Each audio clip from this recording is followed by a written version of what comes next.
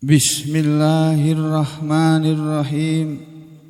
Alhamdulillahi rabbil alamin.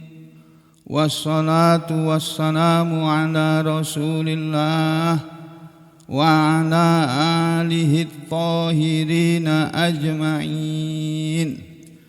Amma ba'du ayyuhan nas, ittaqullaha mastata'tum wasma'u wa athi'u la'allakum turhamun. Para muslimin rahimakumullah, pada pertemuan yang sebelumnya kita pelajari tafsir surah yang ke-39, yaitu surah Az-Zumar.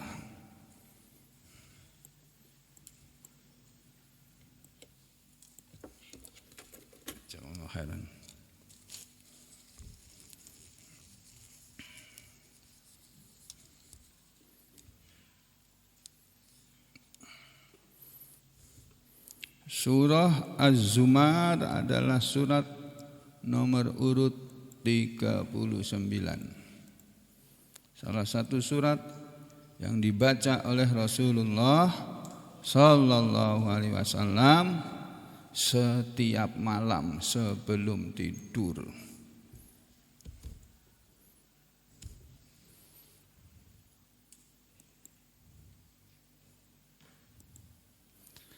Sudah kita belajar sampai ayat yang ketiga, di mana Allah Subhanahu wa taala berfirman pada ayat 1 sampai dengan yang ketiga, A'udzu billahi minasyaitonir rajim. Bismillahirrahmanirrahim.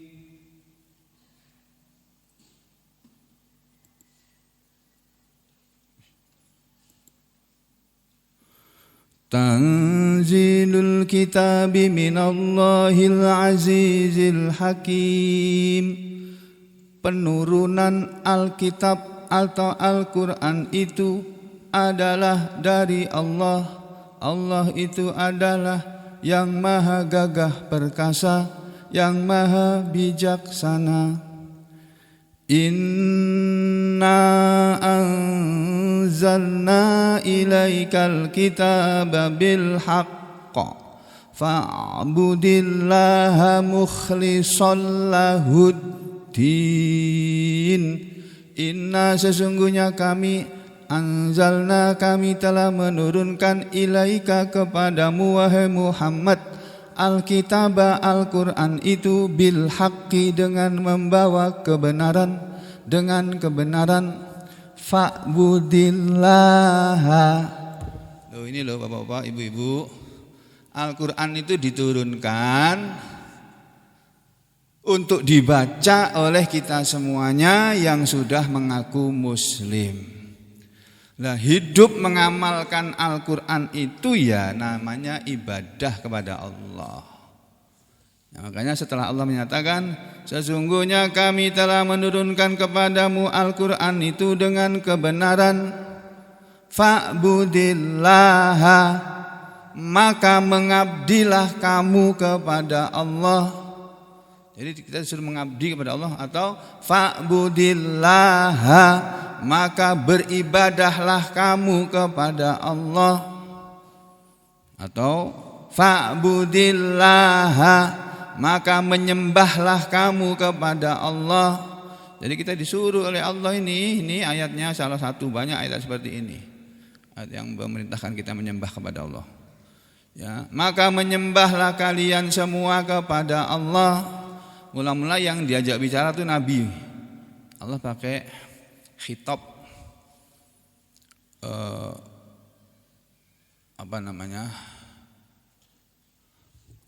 untuk satu orang, ilaika.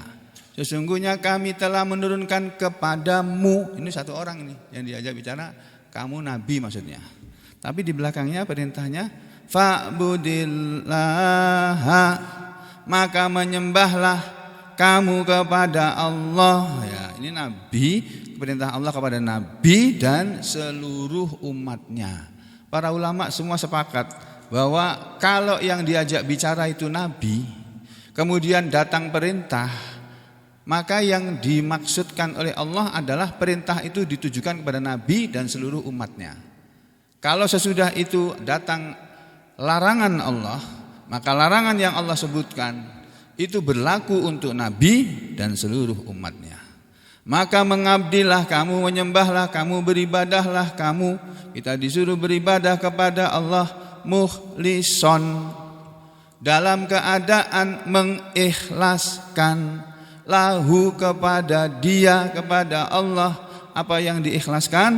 Ad-dina, agama ini, agama itu, agama Islam itu kamu jalani, itu kamu namanya beribadah kepada Allah. Jadi beribadah kepada Allah yang menjalani Islam dalam hidup ini. Kita hidup memakai aturan Allah atau aturan Islam. Nah, aturan Allah itu apa saja? Inilah perlunya kita ngaji. Kalau sampean nggak ngaji, nggak akan pernah tahu aturan Allah itu apa. Kita disuruh apa dalam hidup ini, kita dilarang apa, itu kita nggak tahu. Ini ayat yang kedua. Setelah Allah memerintahkan kepada kita beribadah kepadanya dengan ikhlas, tidak ada pamrih apapun, tidak boleh menyembah kepada Allah itu dengan pamrih supaya menang pilpres, menang pilkada, atau menang taruhan, menang balapan, perlombaan dan lain-lain, atau supaya dapat hadiah. Tidak ada. Ya. Loh, kemarin kok ada orang disuruh baca Quran kok mau dikasih hadiah? Nah, itu cuma untuk maju aja. Sebetulnya enggak ada perintah untuk maju supaya dia belajar. Belum bisa. Oh, berarti belum bisa dapat hadiah. Oh, kenapa yang lainnya enggak dikasih? Aku perlunya dia kok, yang lainnya enggak perlu aku. Nah, gitu, terserah aku dong. Ya, emang aku kepengin dia tuh bisa. Ya. Kalau yang lainnya itu sudah pinter, saya suruh pasti dapat 100 semuanya, bukan hanya 50, 100. Kobol-kobol aku. Setiap hari keluar duit 100 kali 150 orang, berapa itu? Nah, jangan, nanti biar Allah yang ngasih, gitu ya. Nah, lalu Allah berfirman pada ayat yang ketiga, ala ketahuilah, lillahi kepunyaan Allah, atau untuk Allah lah, atau bagi Allah lah. Apa yang untuk Allah, apa yang bagi Allah, apa yang milik Allah? Ad-dinul khalis, agama yang ikhlas, agama yang bersih. Nah, sekarang baru kita perlu kepada tafsir. Apa yang dimaksud dengan ad-dinul khalis? Sekarang kita langsung lihat kepada tafsirnya. Kemarin kan baru tafsir secara garis besar. Ini sekarang tafsirnya saya bacakan. Tafsir ini hanya saya kutip dari tafsir Al-Baghawi dan tafsir Ibnu Katsir saja. Kadang-kadang ditambahkan tafsir yang lain. Karena saya melihat dua tafsir ini sudah mencukupi untuk memahamkan orang kepada Al-Quran. Tanzilul kitabi minallah, telah penurunan Al-Quran itu adalah dari Allah. Maksudnya tiba-tiba kok penurunan Al-Quran itu dari Allah. Ada yang mengatakan tanzilul kitab, tanzilu ini mubtada yang berupa isim mudhof, isim nakirah, isim makrifat, karena dia adalah berposisi sebagai mudhof, walaupun kelihatannya nakirah, tapi karena dia mudhof maka dia disebut, dia boleh menjadi mubtada. Jadi tanzilul kitabi, penurunan Al-Quran ini, itu subjeknya, mubtadanya. Terus khobarnya, predikatnya, minallahi, adalah dari Allah. Satu. Ada yang bilang bahwa makna ayat ini tanzilul kitabi minallah, penurunan Al-Quran itu dari Allah, itu maksudnya yaitu hadza, inilah tanzilul kitabi, penurunan Alkitab Al-Quran, minallah, yang berasal dari Allah. Jadi di depan tanzilu ini oleh para ahli bahasa, ahli tafsir sekaligus ahli bahasa, Mereka mengatakan ini ada mubtada'nya, tapi bukan ini mubtada'nya. Mubtada'nya tersembunyi, mahdzuf atau mustatir. Mubtada'nya ini hadza. Hadza inilah, tapi enggak ada dalam ayatnya. Tapi maksudnya begitu, kata sebagian ulama ahli tafsir.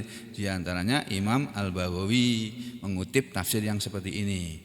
Inilah penurunan Al-Quran dari Allah. Lalu dikatakan oleh Imam Al-Baghawi, beliau sebagai seorang ilmuwan, sebagai seorang alim, apa yang beliau ketahui, beliau sampaikan apa adanya. Tafsir ayat ini ada yang bilang begitu itu tadi, ada hadzanya di depan sebagai mubtada, lalu di belakang ini semuanya khobar. Gitu. Ini kalau sudah belajar bahasa Arab baru ngerti, kalau belum bahasa Arab apa itu mubtada, apa itu khobar. Duh, ya sudah enggak apa-apa, sampean dengar aja sudah. Pokoknya mubtada gitu aja. Khobar apa kuwi sok ben. Besok. Nah, ada yang mengatakan wakila, dan dikatakan oleh sebagian ulama, ayat ini yang berbunyi tanzilul kitabi ini mubtadaun, inilah mubtadanya. Wa khobaruhu, sedangkan khobarnya ini yang di belakangnya. Jadi ayat ini kata sebagian ulama ahli tafsir yang lainnya, tanzilul kitabi, penurunan Al-Qur'an ini subjeknya apa? Mubtada'nya. Lalu minallahil azizil hakim. Ini mulai dari sini sampai belakang ini khobar semuanya. Ya, predikat. Penurunan Al-Qur'an ini adalah dari Allah yang Maha Gagah Perkasa dan Maha Bijaksana. Kedua tafsir ini maknanya sama, hanya beda cara menerangkannya saja. Jadi intinya maksud ayat ini adalah Al-Quran itu turun dari Allah, diturunkan oleh Allah kepada Nabi Muhammad sallallahu alaihi wasallam gitu. Jadi wa khabaruhu minallahil azizil hakim.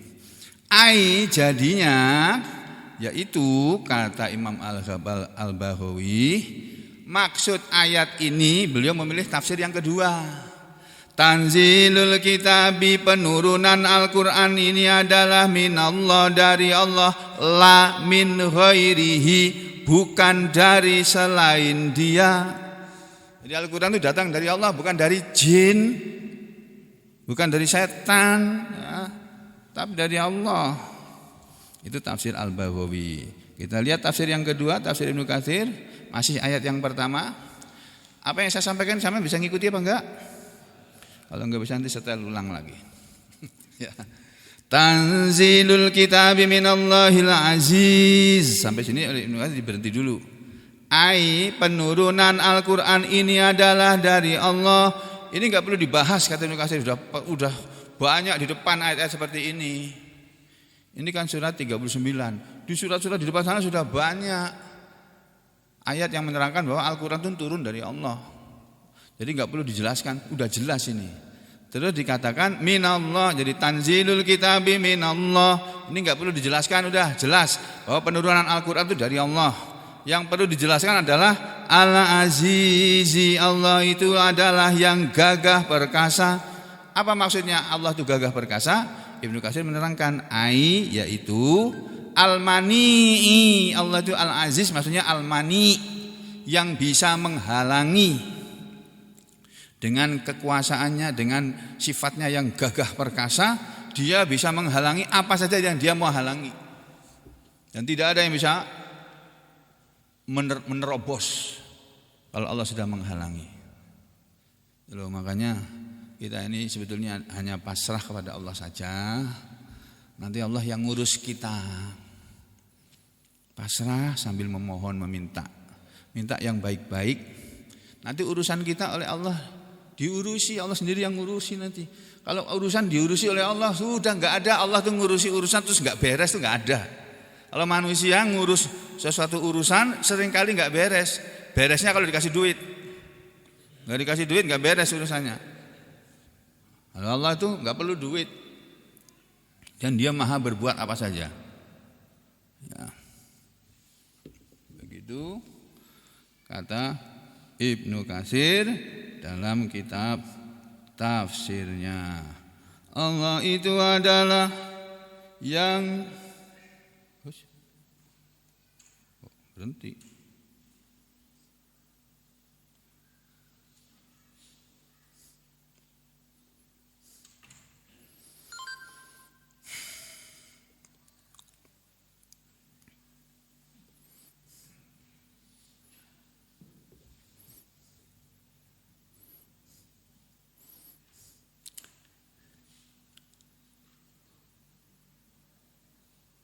Jadi Allah itu al-mani'il janabi, ya. Dia bisa menghalangi dari seluruh penjuru, dari seluruh sisi, sisi kiri, sisi kanan, sisi atas, sisi bawah, dari mana saja. Nih, dari sisi atau arah mana saja, Allah tuh bisa menghalangi. Kalau kita biasanya bisa menghalangi kan yang dari depan kita, yang dari belakang kita nggak bisa menghalangi, kita nggak lihat ya. Ada orang mau menusuk dari belakang, kita nggak lihat. Naudzubillah min dzalik. Allah itu tahu dari segala sisi dan bisa menghalangi. Kalau kita enggak.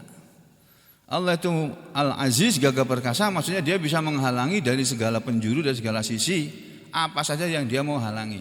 Al-Hakimi, Allah itu maha bijaksana. Apa makna Allah itu maha bijaksana? Sudah sering diterangkan oleh Ibnu Katsir dalam kitab tafsirnya. Beliau kalau menerangkan Allah itu Al-Aziz, itu pasti keterangannya ya kayak begini ini. Ya, bahwa Allah itu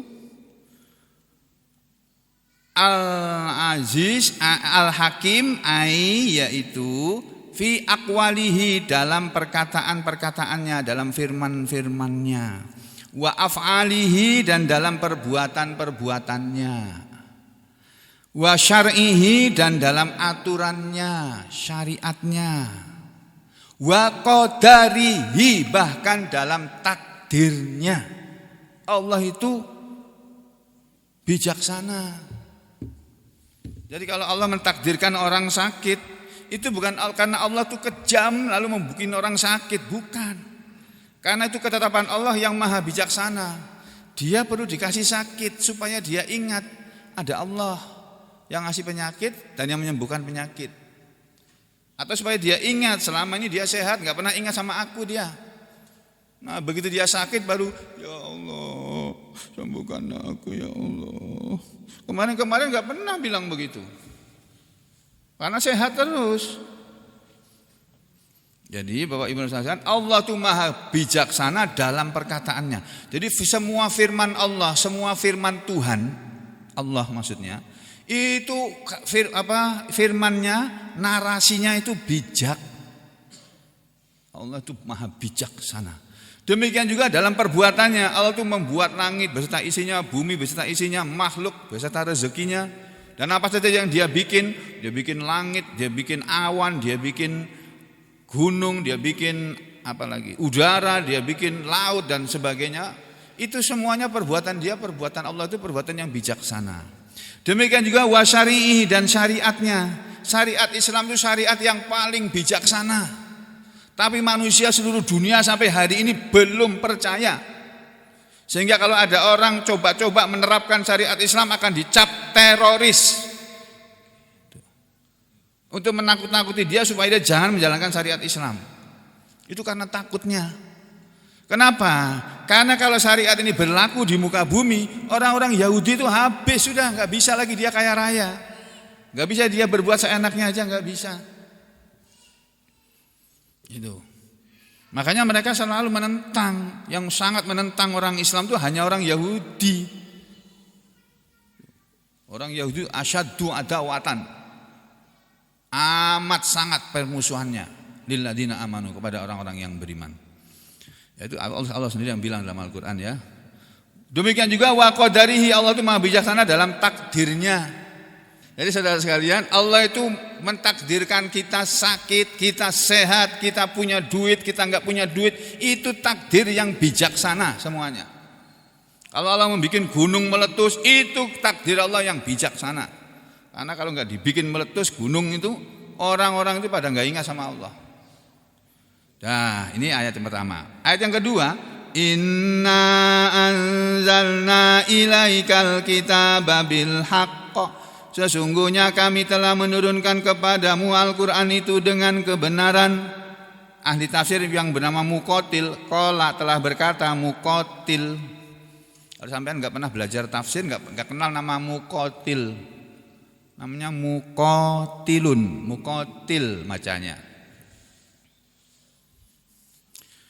Ini ahli tafsir nih, cuma kalau sampean enggak belajar tafsir enggak kenal sama dia. Dia ahlinya dalam bidang tafsir. Ahli tafsir Muqatil menerangkan Allah menurunkan Al-Quran dengan benar, maksudnya lam nun zilhu, dia tidak menurunkannya, tidak menurunkan Al-Quran itu batilan, dengan benar, bukan dengan batil, dengan membawa kebenaran, bukan dengan membawa kesesatan atau kebatilan. Itu. Li ghairi syai'in, untuk sesuatu selain sesuatu pun, ya. Dia tidak menurunkan di dalam Al-Quran ini kebatilan sedikit pun, tidak ada. Semua kalimat-kalimat Allah dalam Al-Quran itu berisi kebenaran. Itu enggak ada kebatilannya, enggak ada. Oleh karena itu kata Allah, fa'budillaha mukhlishan lahuddin, maka menyembahlah, mengabdilah, beribadahlah kamu kepada Allah dengan mengikhlaskan kepadanya agama ini. Ahli tafsir Al-Baghawi mengartikan ad-dina ini at-ta'ata. Jadi maksudnya kalau menurut tafsir Al-Baghawi, maka mengabdilah kamu kepada Allah dengan mengikhlaskan ketaatan kepada Dia, memurnikan ketaatan hanya kepada Allah saja. Jadi Bapak Ibu dan saudara sekalian, ayat ini mengajarkan kepada kita ini disuruh taat itu hanya kepada Allah saja, enggak ada kepada yang lainnya, enggak ada. Lah kok ada suruh taat kepada Rasul? Nah karena Allah yang menyuruh. Ya ayyuhalladzina amanu, wahai orang-orang yang beriman, surat An-Nisa ayat 59 itu. Atiullaha, taatlah kalian semua kepada Allah, wa atiur rasula, dan taatlah kalian semua kepada Rasul itu, yaitu Nabi Muhammad sallallahu alaihi wasallam. Jadi kita taat kepada Rasul karena disuruh oleh Allah untuk taat kepada Rasul. Sebetulnya taat kepada Rasul itu sama dengan taat kepada Allah. Makanya Rasul disuruh oleh Allah mengucapkan man Rasul mengatakan dalam hadisnya, man ata'ani faqad ata Allah. Itu hadis Nabi. Man ata'ani, siapa yang mentaati aku, faqad, maka sungguh ata Allah, dia telah mentaati Allah.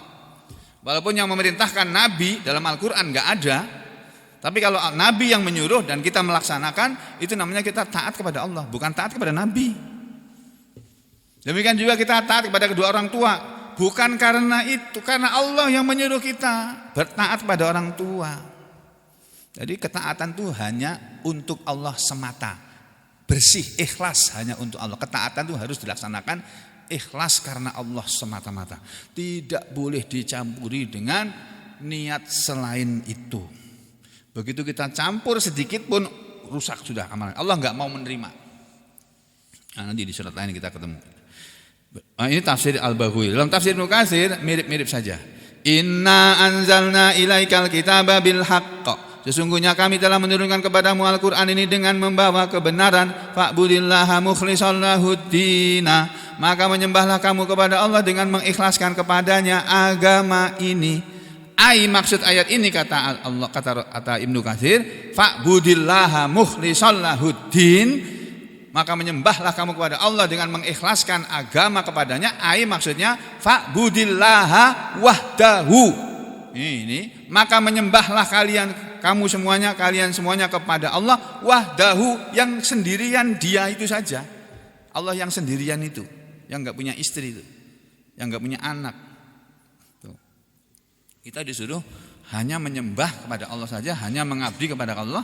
Yang Allah itu adalah wahdahu, dia hanya sendirian saja.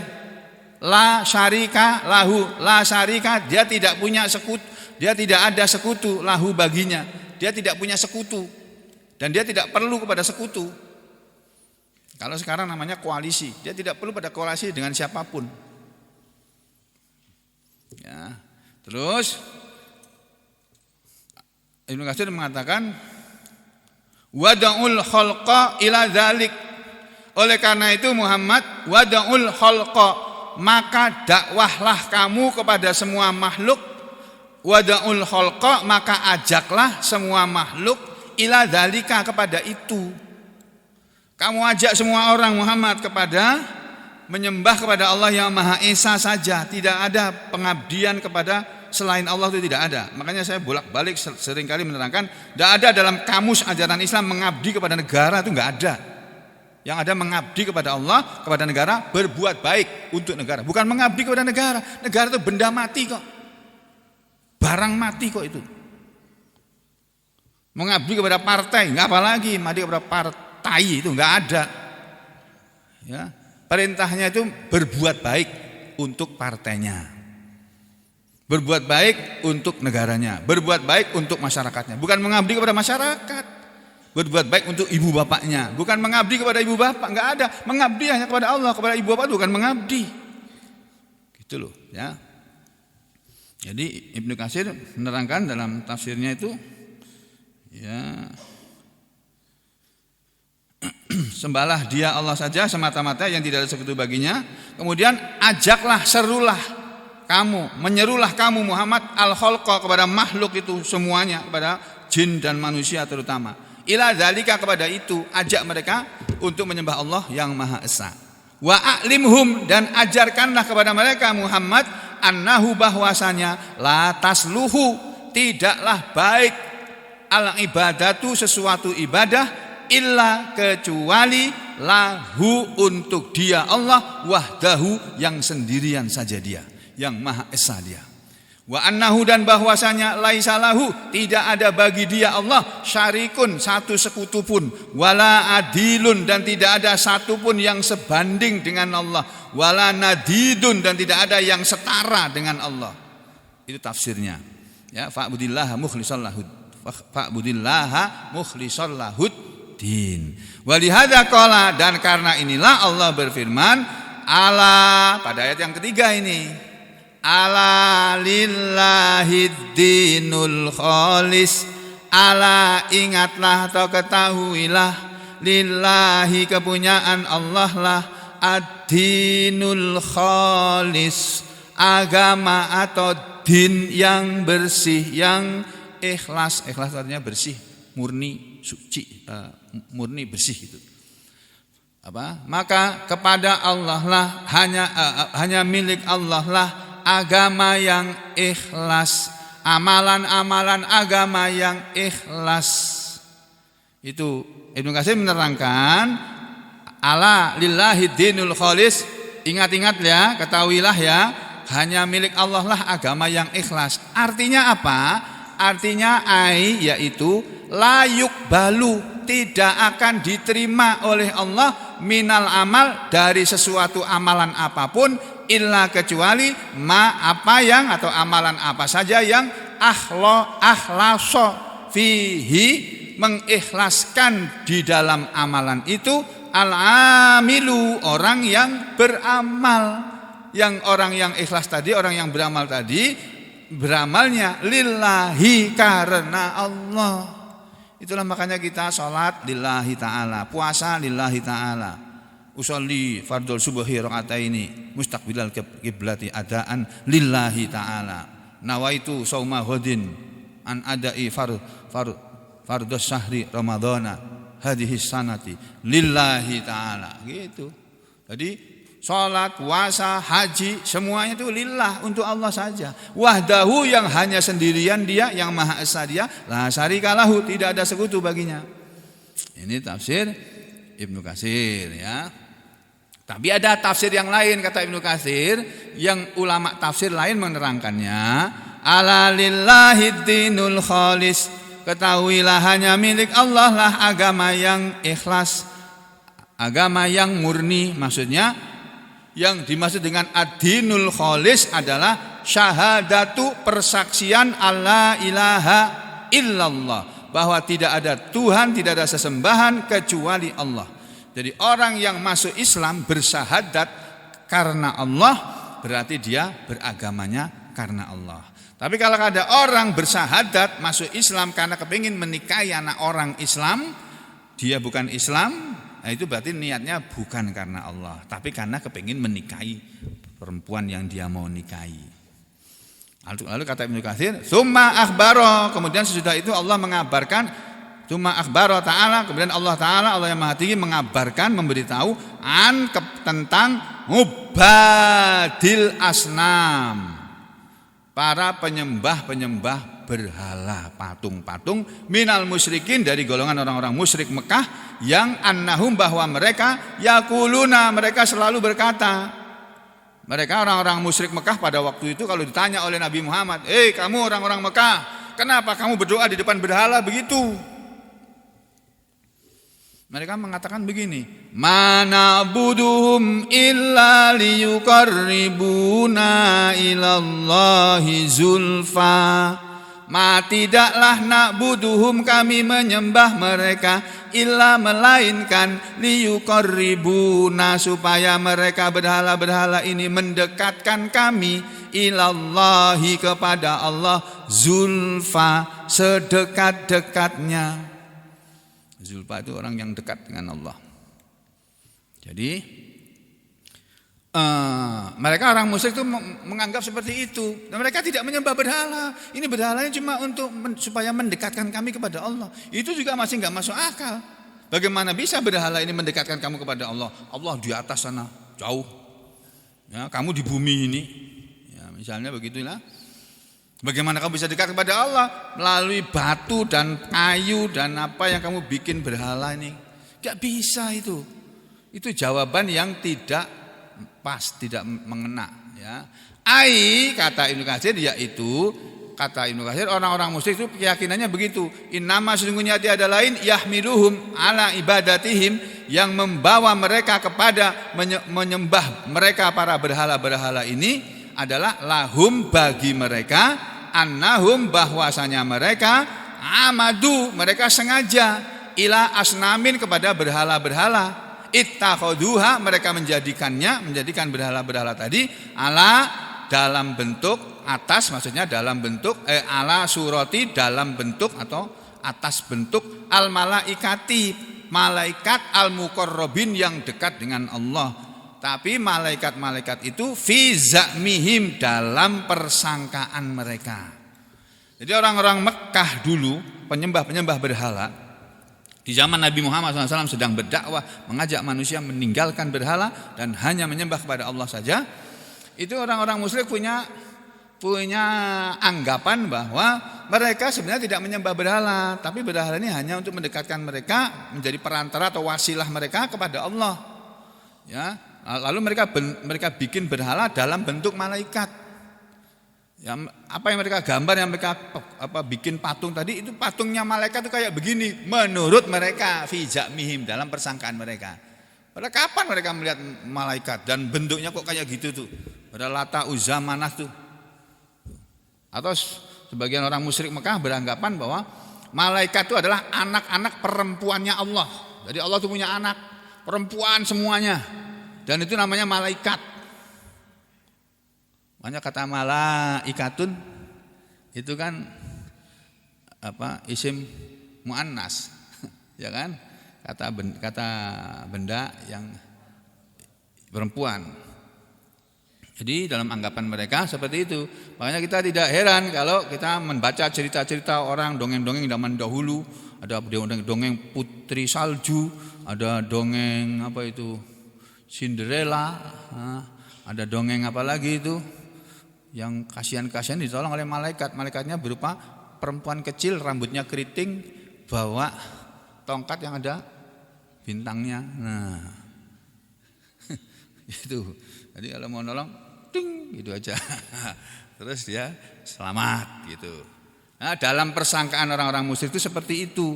Fa'abadu, lalu mereka menyembah tilkas suwari, patung-patung itu. Nah, makanya dalam Islam dilarang menaruh atau menyimpan patung di dalam rumah, itu tidak boleh. Patung apapun tidak boleh.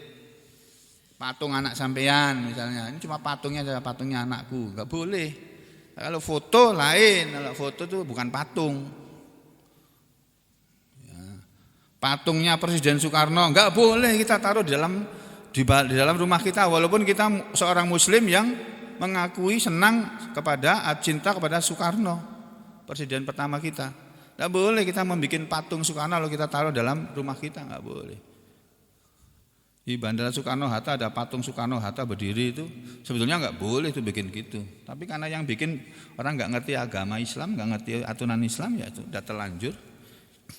Kalau yang berkuasa di sini selain mereka mungkin dirobohkan patungnya itu, diganti aja udah tulisan yang besar Soekarno-Hatta. Nah, itu. Bukan dalam bentuk patung.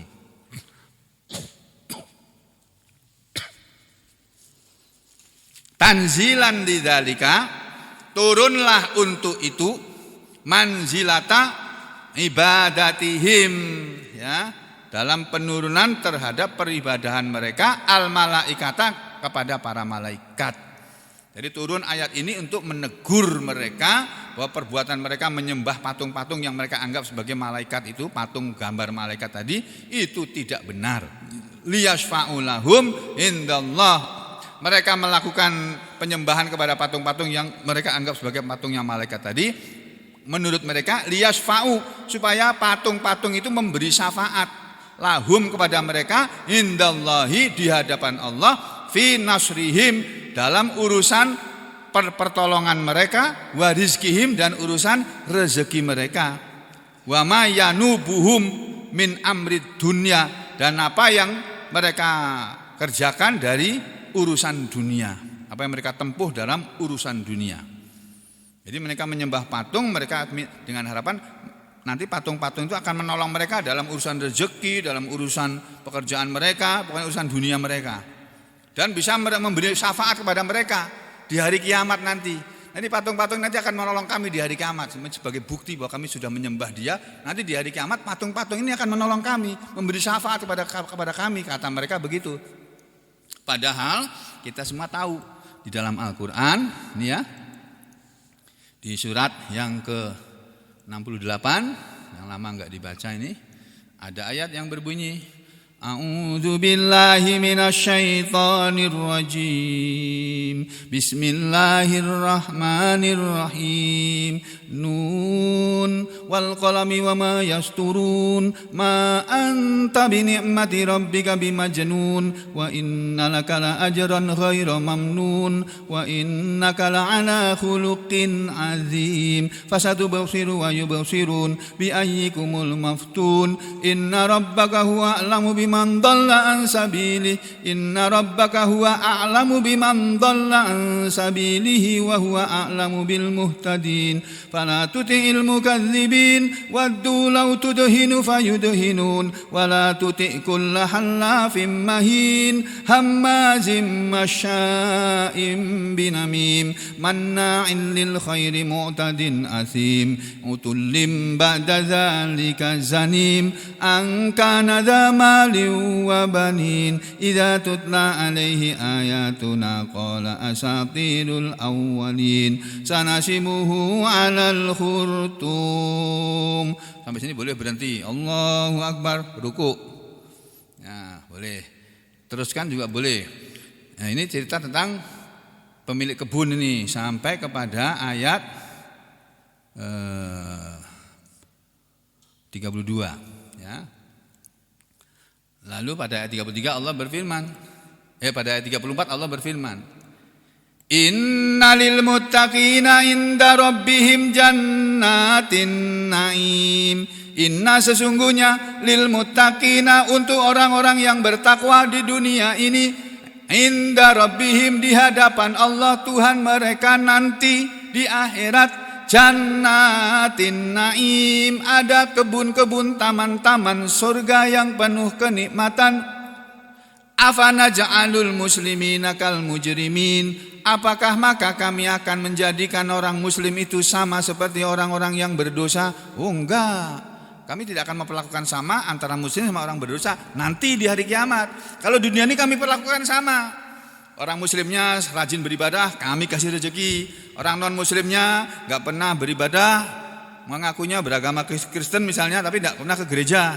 Katanya banyak itu yang kayak gitu itu. Ya, mengaku Kristen tapi nggak pernah ke gereja. Hanya orang-orang yang rajin ke gereja saja yang sering ke gereja. Yang lainnya cuma mengaku Kristen tapi nggak pernah. Ya sama seperti orang Islam, banyak mengaku Muslim tapi nggak pernah ke masjid. Ya ada nggak? Nggak pernah sholat di masjid. Ya mungkin sholatnya di rumah, mudah-mudahan. Ya. Nah, Allah bertanya, apakah kami akan menyamakan orang muslim seperti orang yang berdosa? Kalau dulu orang-orang Mekah beranggapan begitu. Kami dengan kamu sama aja Muhammad. Kami enggak menyembah Tuhan kamu, kami dapat rezeki kok. Kami pergi berdagang dapat untung. Sebagaimana kamu pergi berdagang dapat untung juga, kami juga dapat untung. Dan seterusnya. Allah bilang nanti di akhirat kami tidak akan samakan antara muslimin dengan orang-orang yang berdosa. Malakum kaifa tahkumun, bagaimana kalian bisa menghukumi seperti itu? Amlakum kitabun fihi tadrusun, apakah kalian memiliki sebuah kitab yang di dalamnya kalian bisa mempelajari bahwa Allah akan menyamakan orang muslim dengan orang yang berdosa? Innalakum fihi lama takhayyarun, sesungguhnya untuk kalian di dalam pelajaran itu, dalam kitab itu sungguh ada apa yang kalian pilih.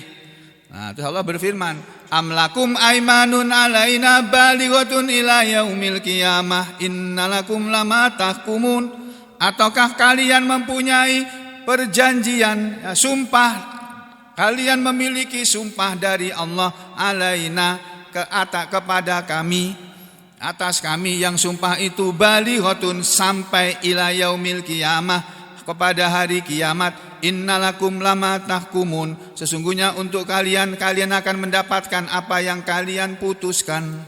Allah menantang mereka. Salhum ayyuhum bidzalika zaim, tanyalah kepada mereka Muhammad, ayyuhum siapa di antara mereka, bidzalika dengan itu apa? Dengan nanti bisa masuk surga. Ya, zaimun kepada orang yang menyangka. Tanyalah kepada orang yang menyangka di antara mereka yang bisa menolong mereka di akhirat nanti. Lalu Allah berfirman, amlahum syuraka, ataukah mereka mempunyai sekutu-sekutu yang mereka sembah selain Allah dulu waktu di dunia, yang berupa patung yang mereka lukis, mereka ukir, katanya sama seperti patung malaikat itu. Falyatu, maka silahkan mereka mendatangkan bisurakaihim, sekutu-sekutu mereka tadi, ingkanu shadiqin, jika adalah mereka orang yang benar. Jadi anggapan orang kafir Quraisy, orang musyrik Mekah itu enggak benar bahwa patung itu akan bisa memberi syafaat kepada mereka. Mana? Suruh mereka menolong kamu sekarang. Aku, kata Allah, akan memasukkan kamu ke neraka. Suruh patung-patung yang kamu sembah selain Allah dulu waktu dunia, suruh dia menolong kamu. Begitu Pak, nanti ditantang oleh Allah. Gak bisa patung-patung yang dibikin oleh orang itu sendiri, disembah-sembah sendiri, kan aneh itu. Nah, tapi itulah yang terjadi dulu ya. Nah, terus berikutnya mana tadi nih? Aduh. Nah, nih ya. Fa'ammal ma'ad, maka adapun tempat kembali di akhirat sana, fakanu, maka adalah atau jadilah mereka orang-orang patung-patung atau yang disembah oleh orang-orang kafir ini, jahidina lahu, mereka akan menjadi orang-orang yang menentang kepadanya, kafirina bihi, akan menjadi yang mengingkari kepada mereka. Jadi kalau ada manusia menyembah manusia, nanti di akhirat manusia yang disembah oleh manusia itu akan menentang. Saya enggak nyuruh dia menyembah aku ya Allah. Enggak, aku enggak pernah nyuruh dia menyembah aku. Kalau dia menyembah setan pun akan bilang di hadapan Allah, ya Allah, aku enggak pernah menyuruh dia menyembah aku. Aku cuma nyuruh dia mengerjakan ini, dia turuti apa yang aku suruh. Udah itu aja. Aku enggak pernah menyuruh mereka menyembah aku. Demikian juga Isa Al-Masih, nanti di akhirat mereka akan bilang, ya Allah, aku enggak pernah menyuruh manusia menyembah diriku atau ibuku. Ya, aku enggak pernah mengajarkan seperti itu. Jadi mereka akan mengingkari. Ini ayat yang ketiga. Lalu pada ayat yang keempat, ala lillahid dinul khalis walladzina takhadu min dunihi awliya ma na'buduhum illa liqarribuna ila Allahi zulfa innallaha yahkumu bainahum fima hum fihi yakhtalifun innallaha la yahdi man huwa kadhibun kafar. Ini jelas ya. Ala lillahi dinul khalis. Ketahuilah wahai Muhammad, menurut ayat yang ketiga ini, lillahi dinul khalis. Kepunyaan Allah lah agama yang bersih, yang ikhlas. Jadi kalau kita beramal agama tapi tidak ikhlas, Allah enggak mau terima. Yaitu maksudnya syahadatu alla ilaha illallah, syahadat pun harus dilaksanakan karena Allah, harus ikhlas. Wakilah dan dikatakan kata dalam tafsir lain, la yastahiqu, tidaklah berhak, ya, la yastahiqu, tidak berhak, tidak mempunyai hak, ad-dinal khalis, kepada agama yang murni, agama yang bersih niatnya, illallah, kecuali Allah. Hanya Allah lah yang berhak menerima amalan agama yang murni. Ya, kalau agama itu dilaksanakan tidak ikhlas, Allah enggak mau terima. Makanya saudara beramal harus ikhlas. Membaca Al-Quran itu juga harus ikhlas. Aku pengen dapat, kalau niatnya aku pengen bisa baca Al-Quran biar dapat duit dari Pak Sugeng, itu enggak ikhlas lagi sudah. Ya, misalnya kayak begitu. Saudara karena Allah saja, nah bonusnya dapat hadiah karena mau sungguh-sungguh belajar. Ya, itu seperti anak kecil itu kita kasih hadiah. Karena yang belum bisa baca Quran sama seperti anak-anak kecil itu yang belum bisa baca Quran. Jangan-jangan anak-anak sampai yang di madrasah ini lebih pintar-pintar, jangan-jangan. Hah? Itu tanya Bu Aminah itu. Bu Aminah mana Bu Aminah? Nah, anak-anak kecil itu jangan-jangan bacaannya lebih bagus daripada bapak-bapaknya ini. Jangan-jangan, mudah-mudahan enggak. Lalu Allah berfirman, walladzina takhadu min dunihi, dan yang mereka ambil dari selain Allah, maksudnya min dunillah, yang mereka ambil selain Allah, auliya, sebagai wali-wali, sebagai penolong-penolong, ya, maksudnya sebagai Tuhan-Tuhan, yakni al-asnam, para berhala-berhala tadi.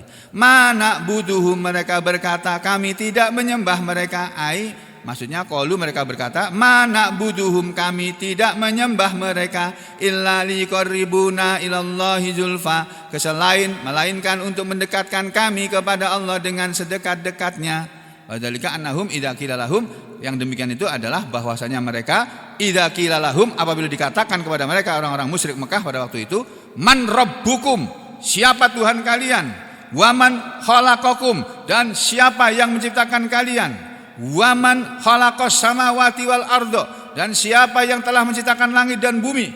Kalau ditanyakan kalimat ini kepada orang-orang musyrik Mekah, orang-orang kafir Mekah pada waktu itu, qalu, mereka menjawab, Allah, Allah. Jadi mereka itu tahu Allah itu yang menciptakan langit dan bumi, yang ngasih makan mereka. Tapi yang disembah bukan Allah, berhala. Ini kan orang enggak beres ini akalnya enggak sehat. Fa yuqalu lahum, maka dikatakan kepada mereka, fama makna ibadatikumul ausan, lalu apa makna dari penyembahan kalian kepada berhala-berhala itu? Qalu, mereka menjawab, liyuqarribuna ilallahi zulfa, itu untuk mendekatkan kami kepada Allah dengan sedekat-dekatnya. Zulfa sama dengan kurba, sama.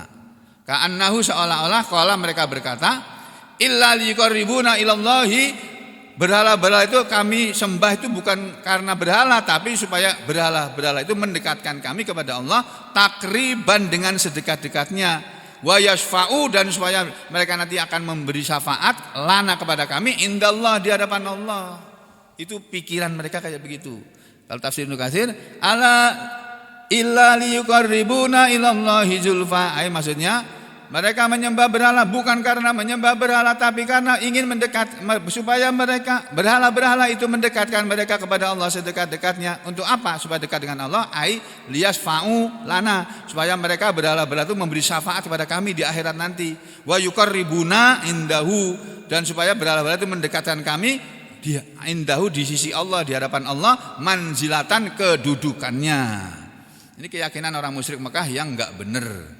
Walihada, dan karena inilah kanu, mereka orang-orang musyrik Mekah dulu, yakuluna, mereka pergi ibadah haji juga.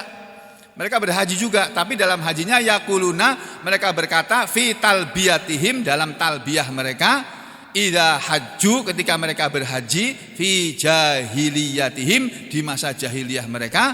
Kalau kita berhaji kan membaca labbaik Allahumma laka labbaik, gitu kan, labbaik la syarika laka labbaik. Kalau mereka enggak, labbaik la syarika laka illa syarikan huwa laka, gitu mereka. Labbaika, aku penuhi panggilanmu ya Allah, la syarika laka, tidak ada sekutu bagimu, illa kecuali syarikan, sekutu yang huwa laka, dia adalah memang sekutumu, gitu. Bukan labbaik Allahumma laka labbaik, tapi labbaik la syarika laka labbaik illa syarikan huwa laka, gitu. Tamlikuhu wa ma malak, yang sekutu itu menguasai dan apa yang mereka kuasai, itu. Ini talbiyahnya mereka itu kalau haji. Wa hadhihi, dan perbuatan atau amalan mereka ini adalah subhah, mirip ya, atau perbuatan yang subhat, yang sama, yang tidak benar. Hiyallati i'tamadahal musyrikun, dialah apa yang orang-orang musyrik Mekah telah meyakininya atau berpegang teguh kepadanya fi qadimid dahri wa hadithihi, dalam masa mereka yang panjang dan di masa mereka panjang, di masa lalunya mereka yang panjang, wa hadithihi, dan di masa mereka sekarang. Wa ja'at humur rasul, dan lalu datanglah kepada mereka ar-rusul, para rasul Allah salawatullahi wa salamuhu alaihim, semoga salawat Allah dan salam Allah kepada mereka para rasul tadi ajmain. Yang para rasul tadi datang biroddiha, dengan menolak ajaran seperti itu, wan nahyi anha, dan melarang mereka manusia dari menyembah berhala. Wa da'wata, dan para rasul melakukan dakwah seruan ila kepada ifradil ibadati lillah, pengikhlasan ibadah hanya kepada Allah saja. Wahdahu, yang maha esa dia, la syarikalahu, yang tidak ada sekutu baginya. Wa anna hada, dan ini adalah sesuatu yang ihtara'ahul musyrikun, orang-orang musyrik itu mengada-ngada min indi anfusihim, dari diri-diri mereka sendiri, yang lam ya'dzanillahu fihi, Allah tidak pernah mengizinkan mereka berbuat seperti itu, wala radiya bihi, dan Allah tidak ridho kepadanya, bahkan abghadahu, Allah akan marah kepadanya, kepada peribadahan mereka, wa naha anhu, dan Allah sudah melarang manusia dari perbuatan seperti itu dalam firman-Nya di surat An-Nahl ayat 36 yang berbunyi, walaqad ba'atsna fi kulli ummatir rasula an ibudullaha wajtanibut taghut. Nah, apa arti ayat ini? Jangan kemana-mana, kita ketemu lagi besok pagi insyaallah. Qulu qouli hadza astaghfirullah li wa lakum. Allahumma taqabbal minna innaka antas samiul alim wa tub alaina innaka antat tawwabur rahim. Allahumma inna nas'alukal istiqamah wa husnal khatimah. Allahumma inna nas'aluka ridhaka wal jannah wa na'udzubika min sakhatika wan nar. Allahumma najjina wa ahlina min wabail quruna. Allahumma najjina minal qaumidz zalimin wa qaumil kafirin wa qaumal munafiqin wa qaumal musyrikin. Wa sallallahu ala Muhammad wa ala ali Muhammad walhamdulillahi rabbil alamin.